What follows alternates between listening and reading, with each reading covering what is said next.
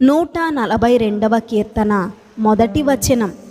నేను ఎలుగెత్తి యెహోవాకు మొరలిడుచున్నాను, ఎలుగెత్తి యెహోవాను బతిమాలుకొనుచున్నాను. 2వ వచనం. బహు వినయముగా ఆయన సన్నిధిని నేను మొర్రపెట్టుచున్నాను, నాకు కలిగిన బాధ ఆయన సన్నిధిని తెలియజెప్పుకొనుచున్నాను. 3వ వచనం. నాలో నా ప్రాణము కృంగియున్నప్పుడు నా మార్గము నీకు తెలియును, నన్ను పట్టుకొనుటకై నేను నడవవలసిన త్రోవలో చాటుగా పగవారు ఉరినొడ్డుచున్నారు. 4వ వచనం.